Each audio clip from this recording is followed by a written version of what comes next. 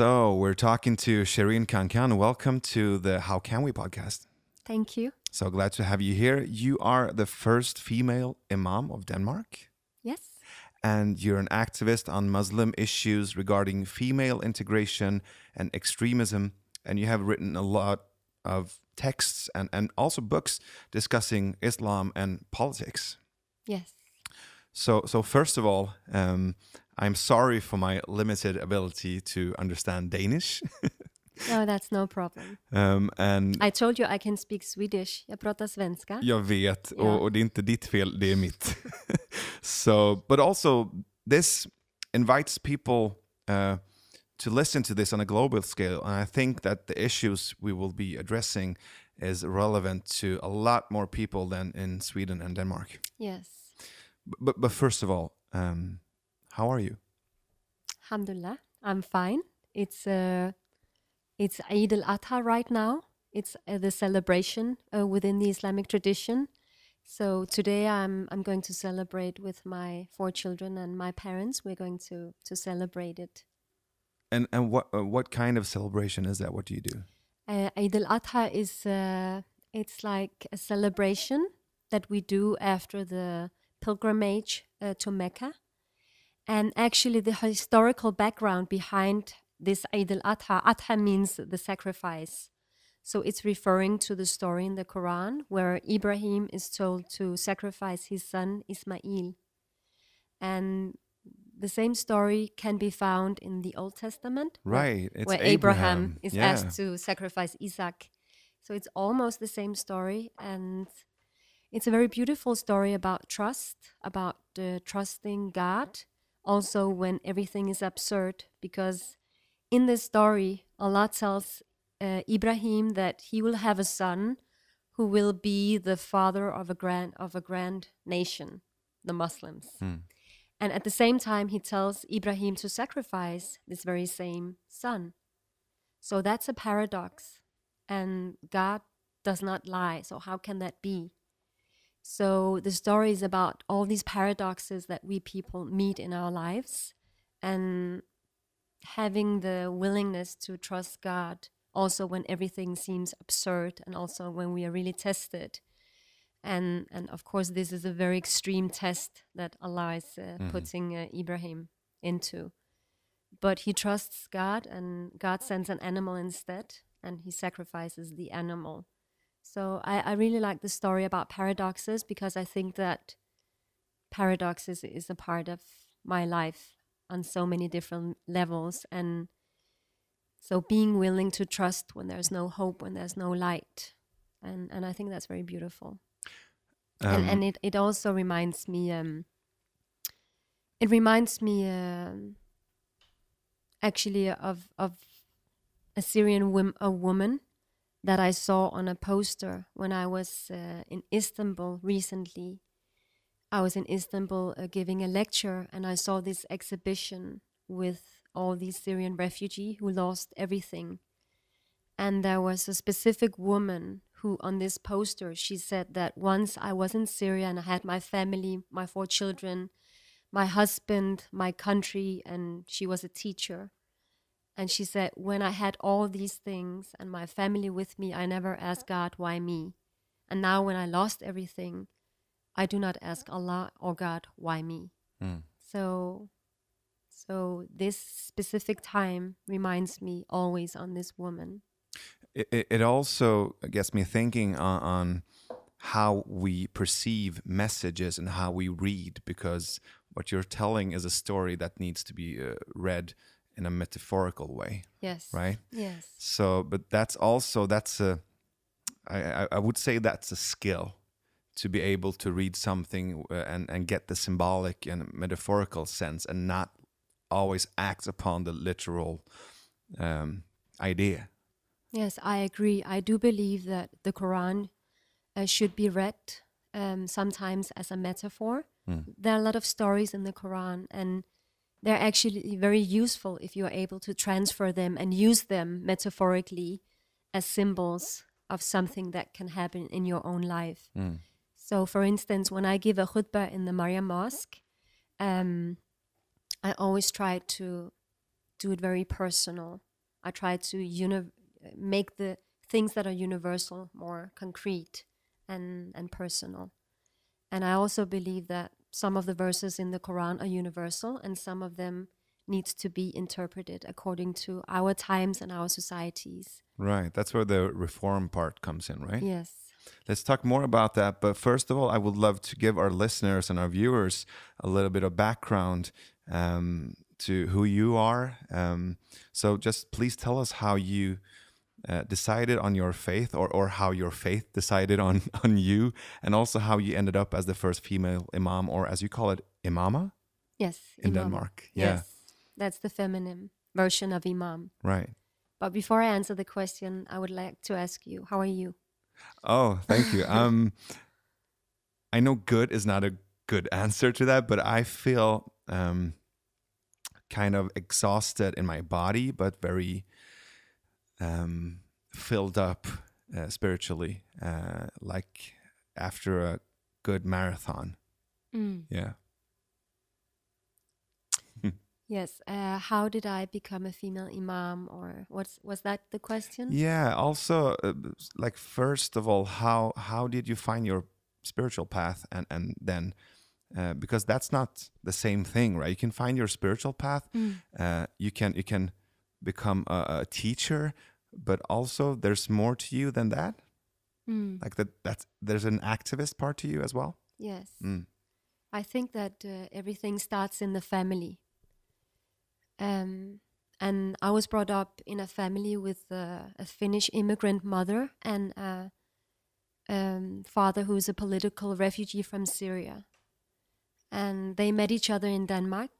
My father, he was actually supposed to go to Sweden because his activist friends were in Sweden. But it was Christmas when he came in Denmark, in Copenhagen, and he saw all the Christmas lights, and he thought to himself that he wanted to stay a little bit there. And then he met my mother, and in the first period that he was in Denmark. And actually the first time he met her, he fell in love with her, and he proposed to her. And she said, no, thank you. But they married a month later. And they're still married today. And I think that I was lucky, because the family is truly a big lottery. You don't choose your family. You don't choose your parents. And it's 18 years of indoctrination, or something close to indoctrination, because even though we have parents that are very, like, they raise you very freely, they still form you somehow in their own picture. So I was lucky, and I had a lot of freedom. And Are you a lonely child? no, I have a sister, Natalie. She's teaching at Berkeley University in San Francisco in Arabic language and literature. And I also had a brother, but unfortunately he died. So, but we're two girls, and I was brought up with a father who is a feminist in his actions, in his way of thinking, and he wasn't able to eat before all the women were eating around the table. So, and he also introduced me to a more spiritual approach to Islam. He was not a practicing Muslim in a very strict sense, so I never had a religious upbringing, like an Islamic religious upbringing. My mother was a Christian, or is a Christian, and my father is a Muslim. So I was actually brought up with both religions. And somehow since I was a child, I was used to navigate between different religions, and it's so natural to me. So me choosing to become a Muslim, because that was a choice I made myself. Right, so you could easily become a Christian because your mother was a Christian, right? Yes, I had the right and the freedom to choose my religion. I wasn't baptized, so they decided that we should have the right to choose our religion. So I chose to be a Muslim. My father, he says, you are born as a Muslim, but I do believe that you are not a Muslim until you choose to be a Muslim, or you're not a Christian until you choose it. So like everything else in life, you need to choose your religion, like you choose your partner, or you choose to love someone. Or so I chose to be a Muslim when I was around 19 years old. I started to become more aware, and I started to study my religion, and decided that I would like to practice my religion. So it has been a spiritual journey. But what I wanted to say is that everything starts in the family, and if I haven't been met with the freedom and the trust and the encouragement in my home, I don't think I would be an imam today. Your mother used to call you, or might still call you, hyttinen, Yeah, growing up? You read my book? No, I found out from other texts. Okay. It's a Finnish word, yeah? Yeah, hyttinen, it means like a mosquito. Mm-hmm. And it was because I was very skinny. I was very thin. I had these long, skinny legs and arms. And I always went very fast everywhere. My father, he always said, slow down, put your feet on the ground. So they called me hyttinen, the whole family. So was your choosing of your path, was that haste as well, or did that take time? It took time, and I'm still on that journey. And I think that the creation of the Maryam Mosque has been 15 years under its way. I went to Syria. I did my thesis on Sufism and Islamic activism. I started to study Ibn Arabi under Riyad Atlag. He's now a professor at Sorbonne. And slowly I started to wonder, what would it be like if we had mosques with female imams, or if the Grand Mufti was a woman? Because I was in the Abu Nur Mosque, which was the biggest center for Sunni Islamic activism in Syria. And the Grand Mufti was attending that mosque every Friday and attracted thousands of Muslims. And I remember I was sitting on the balcony and looking at him, listening to him, and thinking, what would it be like if he was a woman? So did you experience going to a mosque led by women before? No. Never? No. How many are there? There are actually quite a lot. There are, in China, they have female-led mosque with female imams since the 1820s. In US and Canada since 2005. In Germany, they have a very big, active environment. Many communities with female imams in Köln. Rabia Müller, she led the prayer for both men and women. Halima Krausen was elected to be the female imam in Hamburg. And in Münster, they have started the Center for Islamic Theology, where they educate a new generation of Muslim scholars with a Muslim background. They have several PhD students, 5 professors, and 800 Muslim students. And they're also educating a new generation of female imams. So it's actually, I'm not the pioneer on this, and there are a lot of female imams in the world today. So in Denmark, you are a pioneer, and I don't think I've heard of a female-led mosque in Scandinavia, right? No, I think it's the first women's mosque in Scandinavia, and maybe also in Europe. So are there any other imamas in Scandinavia? I haven't heard of any, but there might be some. It also depends how you defined an imam or an imama, because there are a lot of Muslim women who are active in the existing mosque communities, where they give lectures, where they teach, where they give Islamic spiritual care. And the Islamic spiritual care is actually the essence to me in being an imam. It's about guiding people, listening to people, serving your community. And there's a lot of Muslim women who do that every day in the existing mosque communities. So in that sense, they act as an imam because they serve the people and they give the Islamic spiritual care. They might also lead the prayer, I don't know, when they gather in only women's group. Right. But I haven't heard of a mosque with female imams. So what defines an imam then? Actually, it is being defined and practiced differently. An imam is a woman or a man who leads the prayer, gives the khutbah, conducts marriages, divorces. And the khutbah is what? The khutbah is the sermon before the Friday prayer. Right. It's also a person who gives the Islamic spiritual care. And what could that be? Is it being supportive, like a kind of therapeutic way? Yes. My strength is that I'm also a cognitive psychotherapist. So when I give Islamic spiritual care sessions, I combine cognitive psychotherapy with Islamic spiritual care. And And actually, they remind a little bit about each other, the two methods, because Islamic spiritual care is about listening to the one who's in front of you, trying to meet that person where that person is. So if I sit in front of a Muslim who suffers, maybe she lost her child, or she has been subjected to violence, physical violence, mental violence, or rape, or maybe she's wondering whether to put on her scarf or take off the scarf, or it could be all kinds of existential questions or themes. Maybe she has a birth depression, or so there are so many different themes, and you listen to that person and you try to guide that person into helping her into finding her own answers and solutions to the existing dilemmas. And a lot of these issues can be hard for a man to even understand, right? It depends on what kind of man you are, but I do believe that there are many issues where women prefer to speak to a female imam instead of a male imam, especially if it's about if you're going through a divorce, or you lost a child, or birth depression, or subjected to mental violence, for instance. It could be nice to talk to a woman. Right. And I am contacted at a daily basis by women who wants to have Islamic spiritual care. So to me, that's actually 80% of my work. I notice that you sometimes do not wear the traditional headscarf or hijab. Could you tell us a little bit more about that choice and what kind of reactions you get from Muslims and non-Muslims? Actually, I do wear the scarf.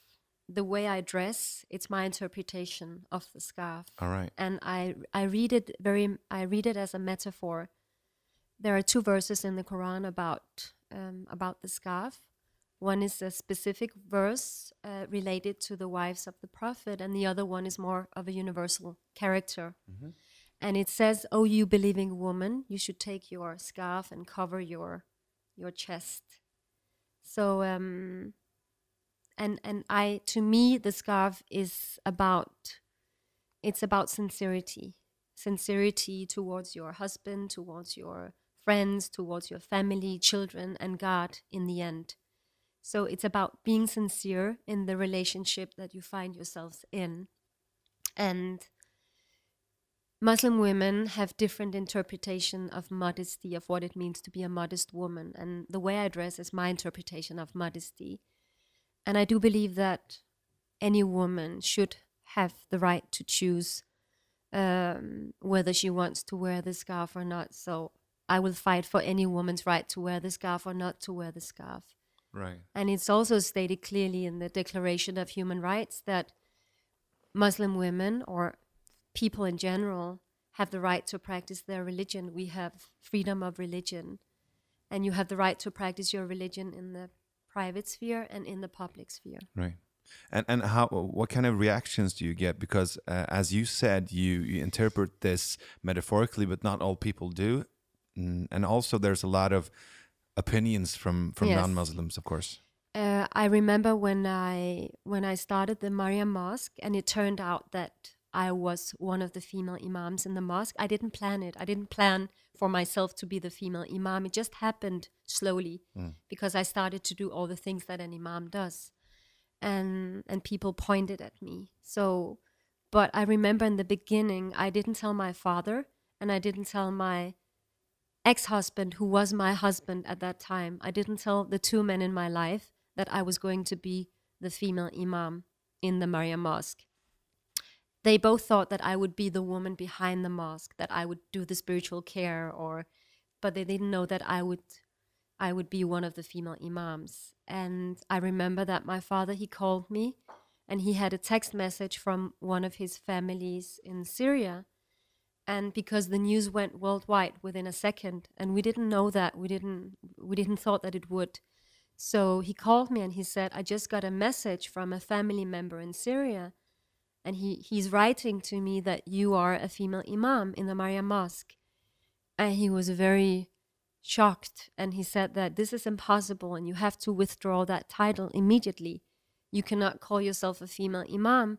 Call yourself anything else. Call yourself a scholar, a murshidat, a prayer leader, an Islamic spiritual care person, but don't take the title Imam upon you.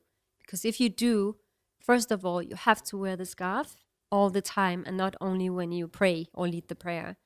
And secondly, you have to memorize the Quran by heart in order to call yourself an Imam.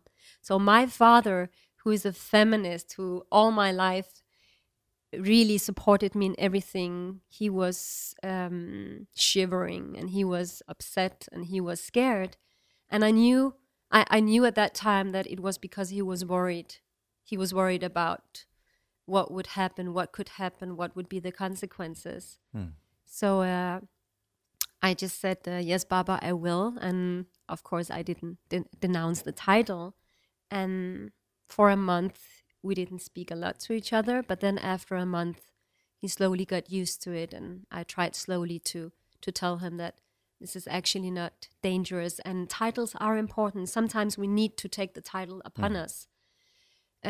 Because the language is also powerful. And in order to change the structure, you sometimes also need to take the title upon you. What's his position today? He's very supportive, and he slowly grew into the role of being the father of a female imam. It's still difficult for him, I think, when he goes to the Friday prayer every Friday. Maybe I think it's a little bit difficult for him. If I don't know what people say to him, but we actually have a lot of support now, and it's always difficult in the beginning when you change the status quo, because people think it's impossible to change status quo until someone comes along and just does it. Right.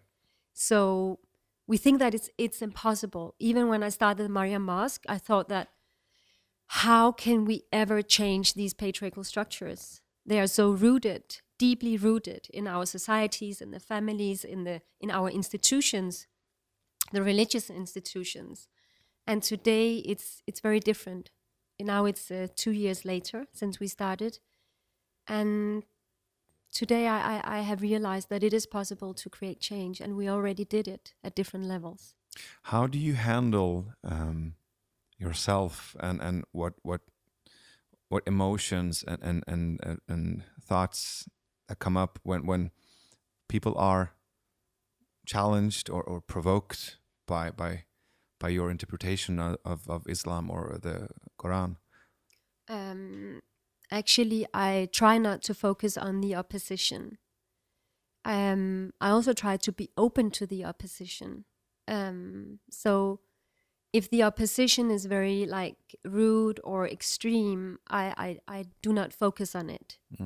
But I think it's also important to try to be open to the opposition and try to understand and validate where they come from and why they are against it. So, but when I speak about the Maryam Mosque, officially, I never focus on the opposition, because then it becomes more legitimate to oppose the Reformation. So I always try to focus on the support, because then it becomes more legitimate to support us. And we actually had the Grand Imam visiting the Maryam Mosque from Indonesia, from Jakarta. It's one of the third largest mosques in the world. And he came to the Maryam Mosque, he prayed there with a delegation, and he blessed the mosque. And he said that female imams is a blessing and necessary for the world. So I try to always take these examples and share these examples, these narratives and stories, because then slowly it becomes more normalized. And it's also important to remember that in the first house mosque in the Islamic civilization, women led the prayer for other women. Aisha led the prayer, Salama led the prayer. Those were the wives of the Prophet Muhammad. And after his death, they led the prayer in the first house mosque for other women. And there's also a narrative, it's called a hadith, written narratives of what we believe that the Prophet said and did. Right. There is a hadith story where the Prophet, he goes to another house mosque in Medina, and he asked a woman called Umaraka to lead the prayer for both men and women. Or there are discussions about whether it's both men and women, but everybody agrees that she led the prayer, at least for women. So there are at least 3 stories about women who led the prayer at the time of the Prophet in Medina. So what happened to our world? What has happened? How come that we have normalized these patriarchal structures and readings of Islam?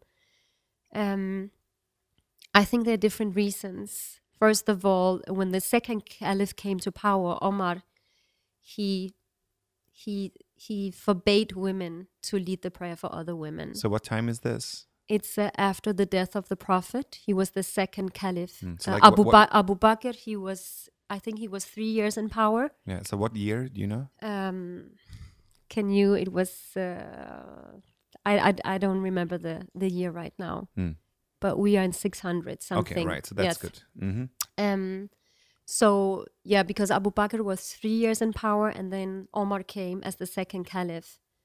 And I think he was 10 years in power. And then he institutionalized the existing house mosques in Medina. And in that process of institutionalizing the house mosque, he forbade women to lead the prayer. Was it that easy to just change something so fundamental? I think that's not the only factor, but it was an important factor. Yeah. Because it changed the tradition and made it more patriarchal, even at that time. Because the Prophet allowed it, the Prophet blessed a woman and asked her and encouraged her to lead the prayer for her household because she was the most excellent in reciting, and she was knowledgeable within Islam. So a friend of mine who's been on this podcast as well, who's a well-read man, he has like similar theories about the Bible. So there's a lot of female characters and like heroic characters in the Bible, and also pages that are basically ripped out, and there's this small fraction of the Bible, of the scriptures left, and you can see that there's a real lack of powerful women, but you can sense that there's been a few or a bunch that have been excluded. So there's a similar story. Yes, I mean, all religions are patriarchal in their structure. So it's not only Islam, it's a universal problem that most religions are patriarchal. And we have normalized these patriarchal structures. And of course, it's up to us to change it. So men and women have to challenge these structures sooner or later. And it is happening all over the world. Still within Catholicism, they don't have female leaders. So as a feminist, because I've been talking to the leader of the feminist party in Sweden here as well, Gudrun Schyman, I asked her, because I really, as a man, as a father to a girl, I really need to understand this. And I know it's a complex issue, because I don't think the patriarchy is a conspiracy. You know, it's not a bunch of men meeting and trying to keep women out. It's not intentional, but there's patterns, right? And I have a small theory, if you'd like to talk to me about that, that it's based on some kind of lack of knowledge. Not only knowledge, but also on an existential level. There's a fear among men that we're not needed. There's a fear that we don't have a place in the future. There's a fear that women and the families and that the world will do without us. Like that, there's a lack of confidence, but also where's our task? What's for us to do in this world? And that worries us or inflicts us with so much fear on a subconscious level that we need to control the world. That's just my theory. What do you think? Yeah, it's a good theory, I think. I think that there may be some truth in that theory. I think that when people try to suppress a specific voice, this is the voice of women, it's because they fear women. Yeah. So I think that when Omar, the second caliph, he forbade women to lead the prayer, it was because of fear. Yeah. And because of lack of confidence. So I think at an existential level, it's a good theory. It's like an existential impotence, yes, right? Yes. But I also think it's a lack of knowledge, Because when I look around, there are many Muslims who did not even know that female imams were existing at the time of the Prophet. They think it's a reformation. Right. And I tell them it's really not a reformation. We're going back to the roots. We're going back to the Quran. We're going back to the tradition, and we are telling the stories that are left untold. And there's a new book called The Women in Medina. I think it has been translated into Swedish. I can recommend it. It's by Jesper Petersen. He's specialized now or doing his PhD in female imams in Europe and in the rest of the world. And in this book, in The Women in Medina, he's studying Ibn Sa'd. He was a historian at the 17th century, and he has written a biographical lexicon consisting of 8 volumes in the 17th century, this man Ibn Sa'd. And it's called the Kitab al-Tabakat al-Kabir in Arabic. It's a biographical lexicon. And the 7 volumes are only about the men who followed the Prophet in Medina. But the 8th volume is about the women. Right. So these are the stories that are left untold. And if you dig down into the 8th volume, you will find these hadith stories about women who are warriors, teachers, and imams. So I think we lack knowledge, and we need to re-educate and give rebirth to all the great women within the Islamic tradition, because it's a lack of knowledge. And when people realize that it's a part of the tradition, a part of the theology, they become more or less scared. Right. Yes. So speaking of reform, before we started the recording, you told me about your 9 theses of reform. First of all, how did you come up with the idea, and what are the 9 theses? 99 names. Within the Islamic tradition, we say that Allah has 99 attributes or adjectives. And so I think that there's something magical about the 9. You could also maybe think about Martin Luther's 9 theses, but Martin Luther is actually not a role model to me, because one of his last books before he died was a very anti-Semitic book about it was called About the Jews and Their Lies, and he also wrote a book against the Turks, which was a metaphor for the Muslims. Right. So Martin Luther, who is the great icon of Reformation in the West, just before he died, he actually laid the ideological fundament for anti-Semitism. So he's not a role model to me. But the 9 theses of reform are based on the activism that we do right now in the Maria Mosque, and the activism that we would like to do in the future. So it's actually not it's something which is very concrete. And the first thesis is women's right to act as female imams. And we already implemented that in Denmark. We started a mosque, and we have female imams who lead the prayer for women, and they give the khutbah. The second thesis is the right for Muslim women to have Islamic divorce. And actually today in Denmark, Sweden, and in the rest of the world, women do not even have the basic right of Islamic divorce in many places, because Muslim communities have not made the fusion yet between the existing European law and Islamic guidance. So we believe that you should make that fusion. So when you are divorced according to Danish law or Swedish law, you should automatically be divorced according to Islamic guidance. But unfortunately, this is not existing right now, only in a very few mosque communities. So we have constructed a new Islamic marriage contract in the Maria Mosque where women have the right to divorce. So it's implemented. She has the right. And unfortunately, we have a lot of cases with women, and it's increasing, who are subjected to mental violence, physical violence, and they are trapped in a religious marriage.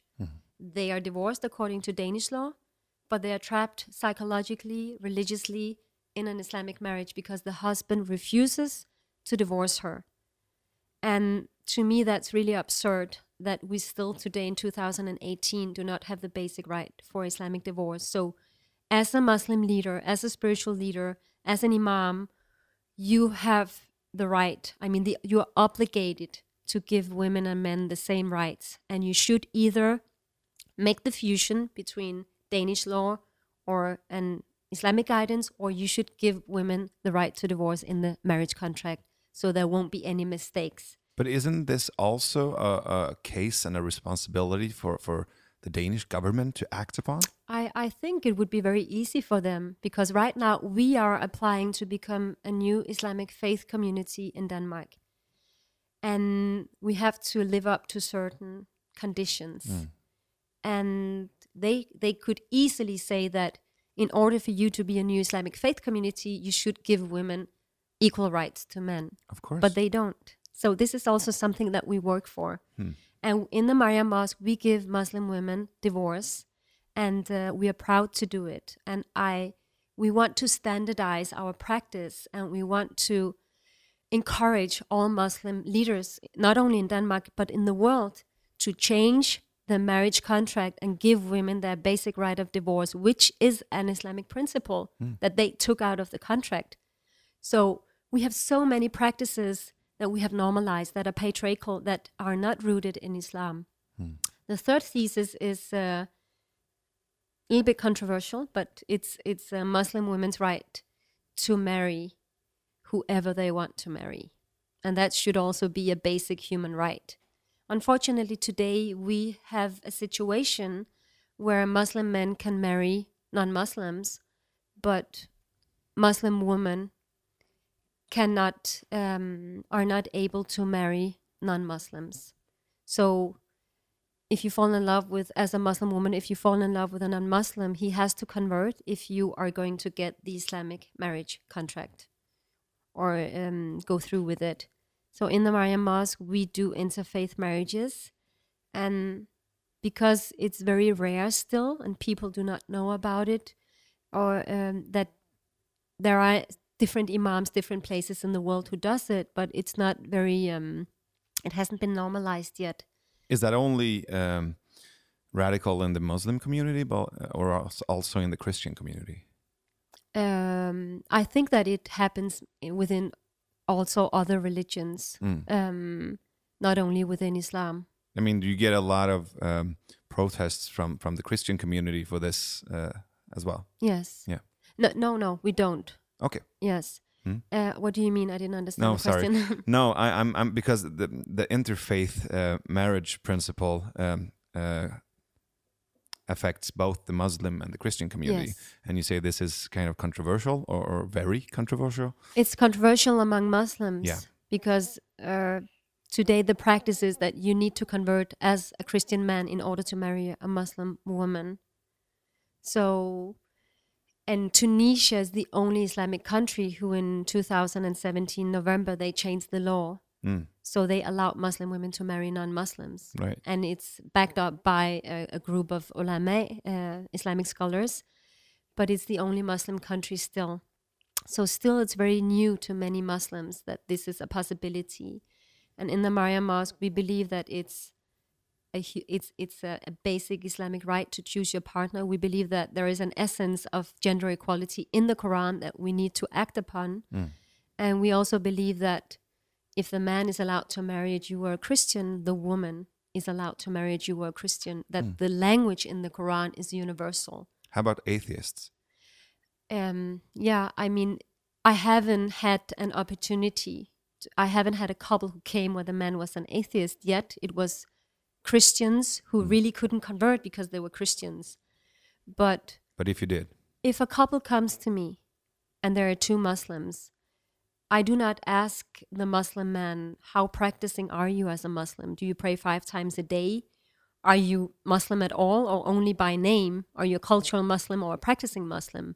So to me, what is important when I have a pre-conversation with a couple is that I look upon things as, do they respect each other? Are they sincere? How long have they known each other? I prefer to marry a couple who known each other for a while instead of someone who just met each other. So I look at the mutual communication. So I do not judge, and I do not. So to me, what is important is that they trust each other, and they respect each other, and they love each other. Sounds good. Sounds very. It's hard not to agree with, I think. So and then, I mean, there are 9 theses. I don't know if you want me to go through them. Please continue. Yeah. Okay. The 4th thesis is a rereading of the Quran with a focus on gender equality. So we try to reread the Quran, and we try to do it with a focus on gender equality, which means that there are some verses in the Quran which are being read discriminatory against women. So we try to reread these verses, and this is actually a long tradition. I mean, many scholars and tried to do this for many years. So it's not something new that we do. It's just we just proceeding a practice that has been going on for many, many years. And let me give you an example. There is a specific verse in the Quran. There are actually 6 verses in the Quran that could be interpreted as implementing a hierarchy between men and women, or as discriminating women. One of them is a surah. It's a chapter about the women, where it says that al-rijalu qawwamuna 'ala an-nisa. It means that the men are above the woman. It's been translated with men are above women. And this is the Danish translation by a scholar, a Danish scholar. And I think that if you look in some of the Quran translations, you will find this translation, unfortunately. And of course, if you read a verse saying that men are above the woman, it's extremely problematic, because what does it mean? And the word qawwamuna in Arabic, it has many different meanings. It could be also translated that the man should take care of the woman or encourage the woman. And this is actually the translations that we put forward in the Maryam Mosque, saying that what do you do as a man? You stand behind your woman, you encourage your woman in what she wants, and in her work, in her ambitions, in her way of thinking. So it doesn't need to mean above. It could mean like behind and support. Support, like a pillar. You support your woman, you encourage her, you take care of her. And if you give it that translation, it will have a totally different meaning. So that's one example. There's another verse in the Quran which is about inheritance. It says that men inherit more than women. And it could also be translated or interpreted as discriminatory against women, of course. But this verse is a specific verse. It's not a universal verse, and it was revealed at a time where men had the economical responsibility for women. Right. But today it's very different. So it's problematic, any text that is that old to interpret that literally, because society has changed. Yeah, right?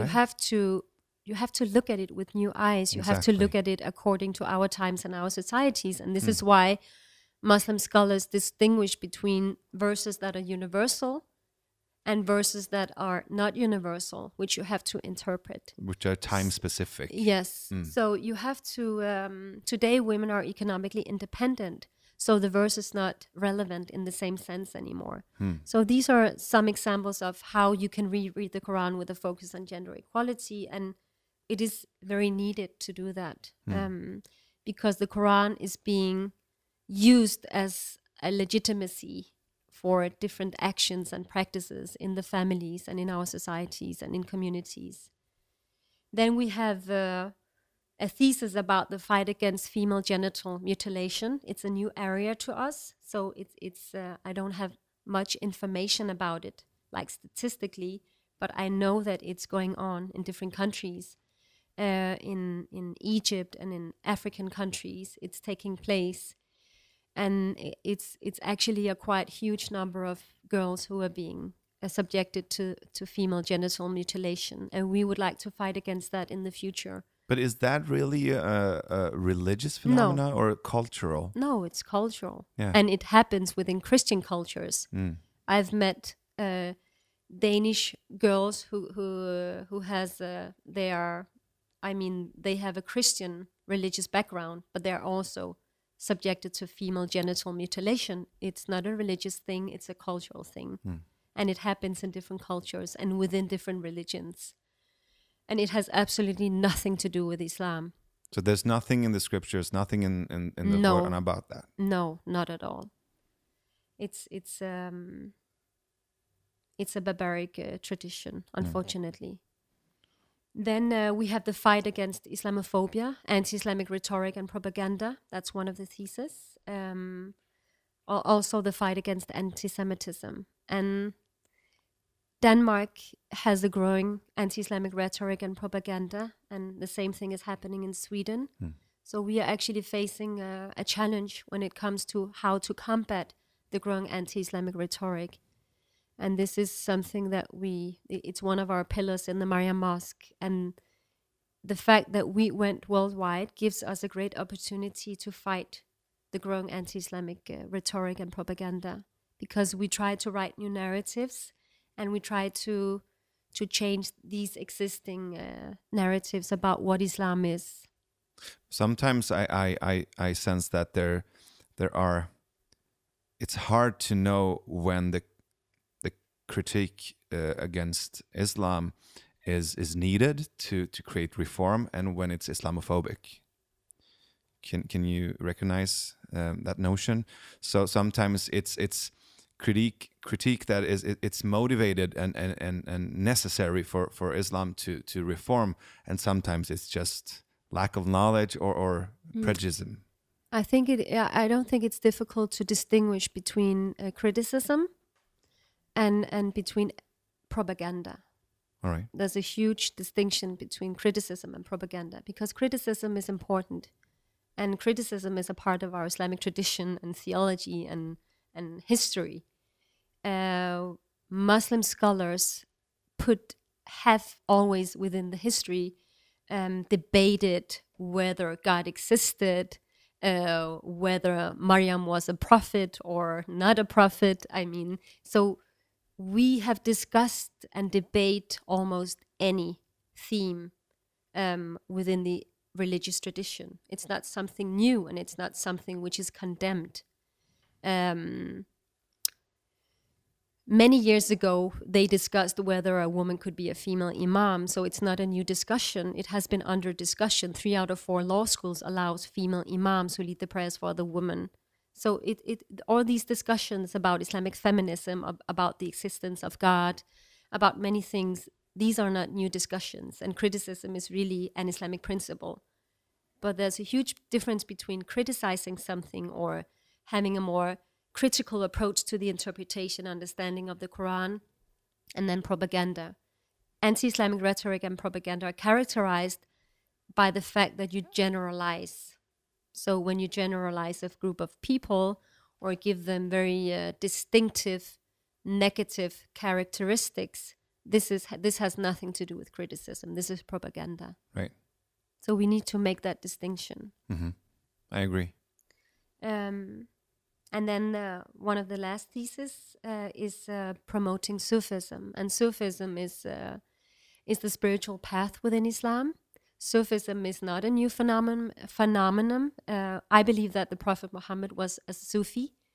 And after the death of the Prophet, Sufism blossomed around in the 11th century. We had all these new Sufi orders who spread to the rest of the world, or to all of the world.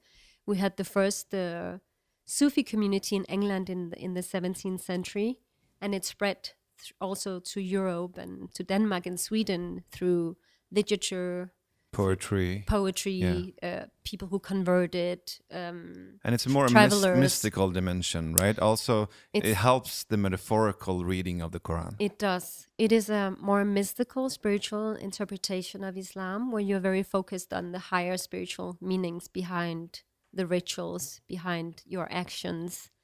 And one of my role models, Rabia al-Adawiyya, she was a Sufi saint. She died in 801. She was one of the women who laid the fundament for Sufism. that kind of Sufism that later on became more institutionalized. So how are these 9 theses perceived? Because I reckon that you are talking about them and spreading them. We are already practicing many of the theses. Yeah. And I do believe in that we have to put our words into actions, because we can have a lot of conferences and talk a lot about reform, but things will stay the same until we act upon them. So, and I do believe it is possible, and I can see that it's possible to change the narrative. Even now, the general Danish community, they know that female imams is a possibility.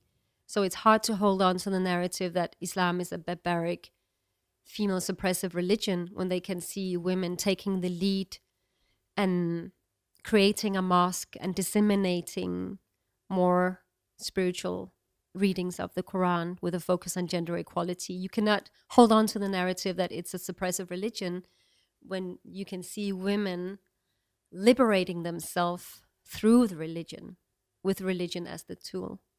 I know that besides the Mariam Mosque and also your passion for reform, you also have another baby, the Exit Circle. Could you just shortly tell us about that? And then I think we need some time to talk about the politics and what's happening in Sweden and Denmark and the Scandinavian societies as well.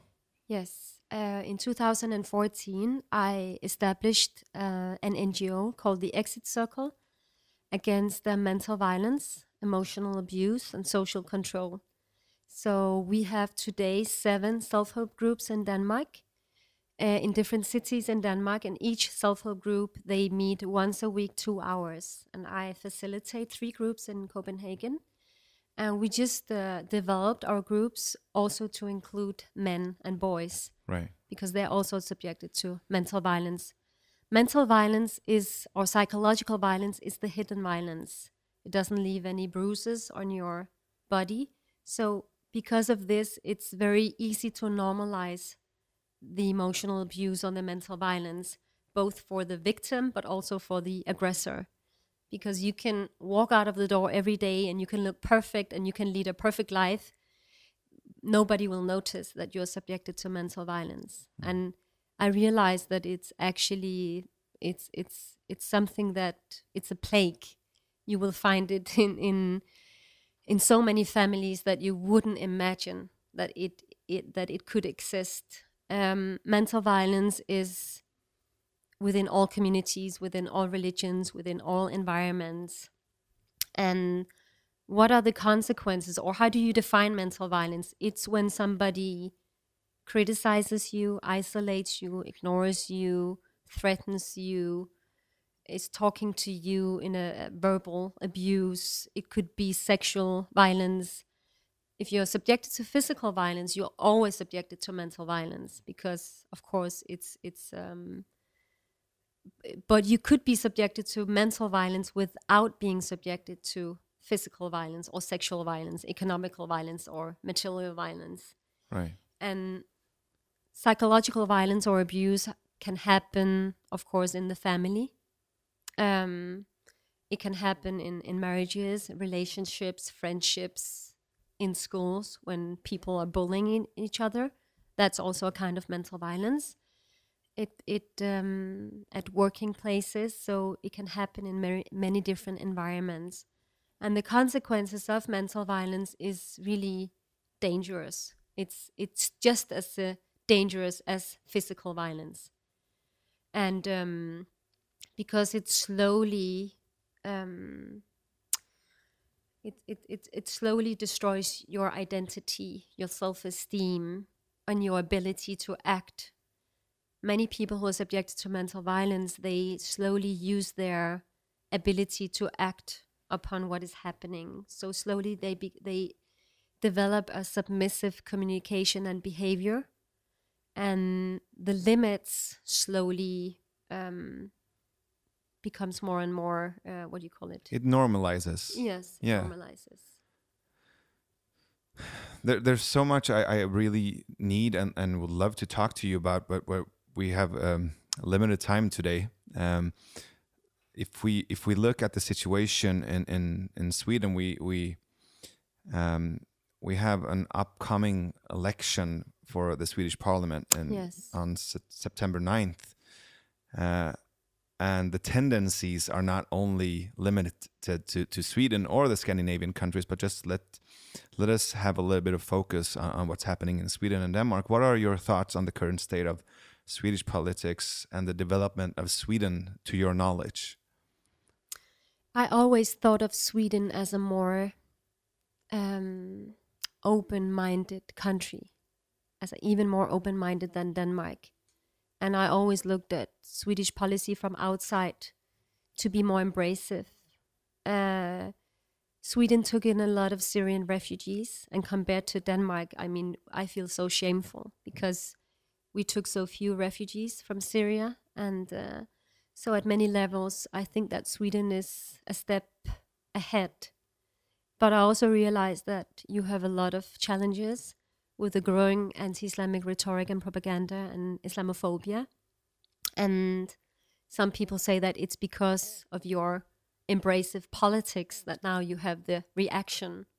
I do not believe that. I do believe that it's important to be embracive, and I'm very proud on behalf of any refugee when it comes to the fact that Sweden took in so many refugees. But I'm also very frightened and worried about the coming election and the possibility of having a right-wing government who have a non-human worldview. So on a more constructive and solution-based focus, what can we do? How can we learn to coexist? Because I think that might be one of the keys. What do we need to do? What's the path forward? I think it's a very difficult question. We have to understand and accept that we are living in a global world where people have different opinion of what is valuable.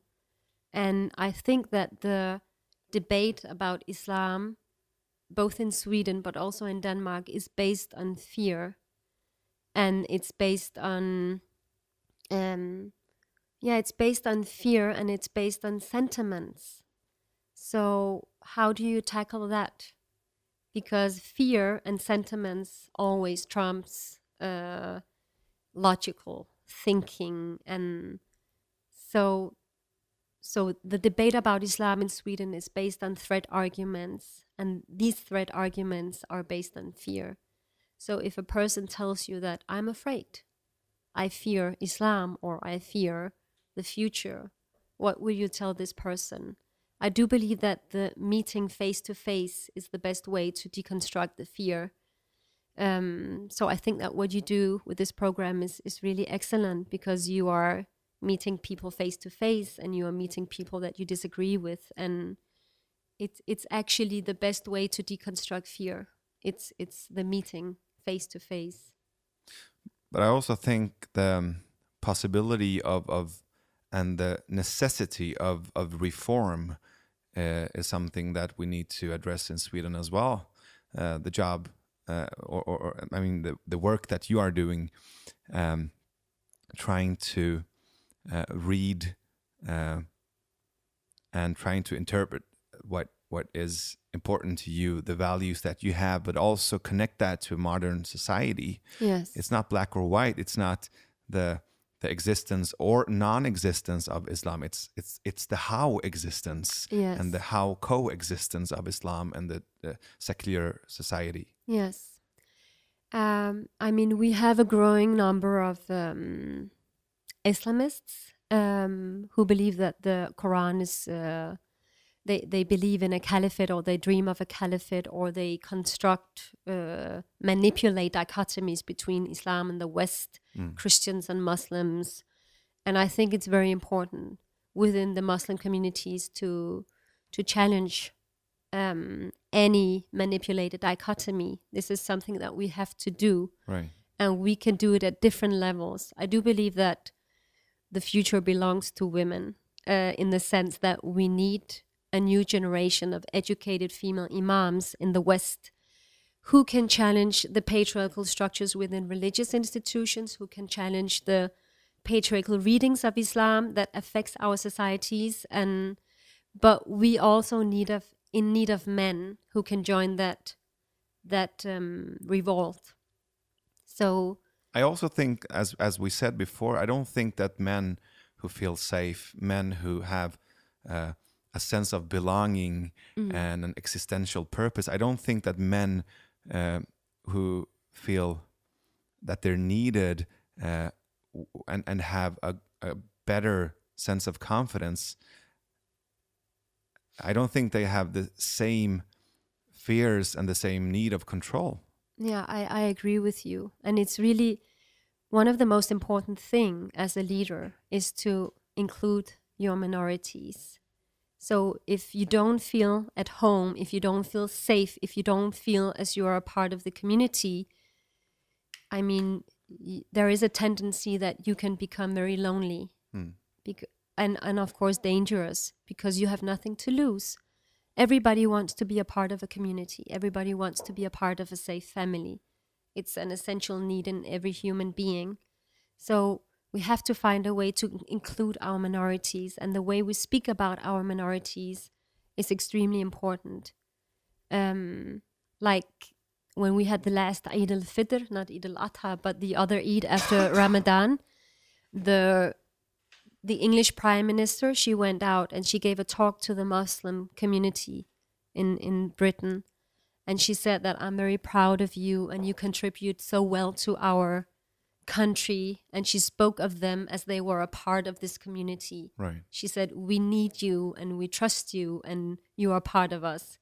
So I think it's very important to feel a part of our community. And if you don't, the tendency or the possibility of becoming more extreme or turning yourself against the society is, of course, increasing.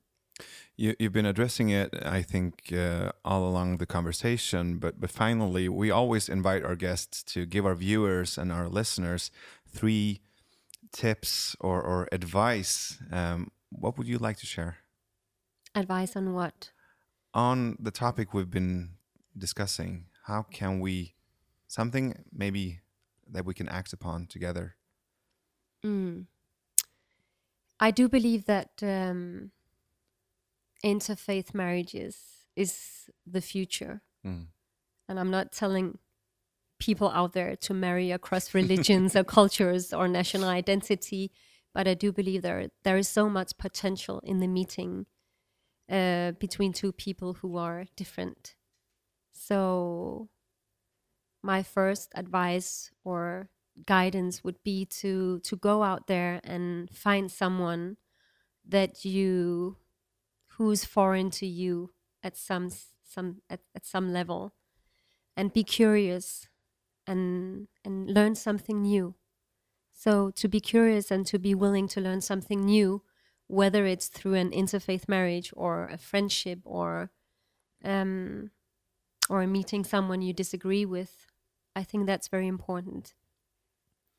I do believe that we have to also raise our children without raising them. I'm the mother of 4 children now, and I have taken this advice from my mother, and she gave it to me, and she got it from her mother. And I know that you're also a father. So how do we raise our children without raising them, without indoctrinating them, without having these expectations of what we want them to be? So how do we manage as parents, as leaders, how do we manage to raise them without raising them? That's really something that I would like to pass, because it's extremely difficult not to create your children in your own picture and really to allow them to blossom as they are and as they want to be. So I think that these are and you said 3? Yeah. Oh, I hate these exercises. There is a saying, it's called, I don't know who actually said it, but it goes like this: let's be afraid of each other so we can be dangerous together. Try to think about that. Let's be afraid of each other so we can be dangerous together. when people fear something, it becomes very dangerous. So how can we come close to each other, and how can we challenge the fear that we have inside of us, and find a way to challenge that fear and try to look differently at other people? Because when we fear, and when fear becomes our policy, we become so dangerous together.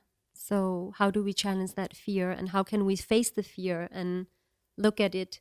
And fear is nothing to be shameful about, because it's also a sentiment like anger and joy and sorrow. We also have to validate the fear, as you said in the beginning. Mm-hmm. We have to ask people, why do you fear? Right. Where does it come from? Tell me your story. And then, so we always have to validate before we can change the fear into something else. We have to acknowledge it. Speaking like a true Sufi. Yeah.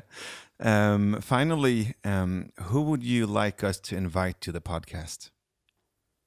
Next time? Mm-hmm. If I could choose any person in the world? For sure. I think you should invite... let me see. It's difficult. Maybe Emma Holten. She's a feminist, a Danish female feminist. And why? Because I think that she really... she changed things through her activism, and she showed how it's possible to change a structure. Actually, I don't know if you heard about her. No.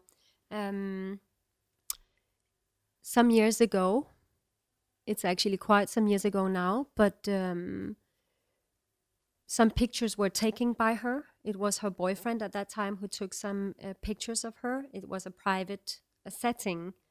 And then the pictures were shown to the world. It's revenge porn. Mm-hmm.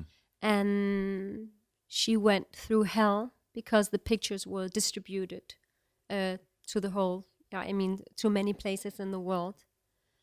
And then she actually, through her own activism, faced that, and she took some new pictures of herself after a period, and it was with her consent. Right. And she was also naked at these new pictures, but it was with her consent. So she actually developed the concept of consent and the importance of consent, and she took control.